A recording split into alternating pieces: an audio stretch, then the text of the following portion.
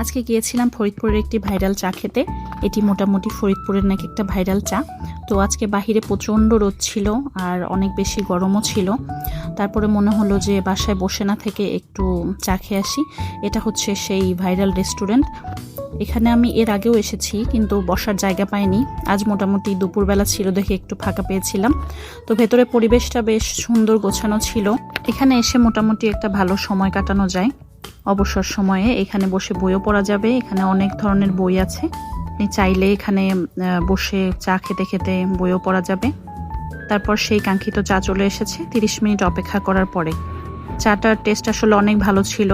ইনশাল্লাহ নেক্সটে আসলে আবার হয়তো আসা হবে। এখন বাসায় চলে যাবার পালা। আর এটা আমার প্রথম ব্লগ ভিডিও ছিল, জানি না আপনাদের কাছে কেমন লাগবে। যদি ভালো লাগে তাহলে অবশ্যই কমেন্ট করে জানাবেন। আজকের মতো এখানেই বিদায়। আল্লাহ হাফেজ।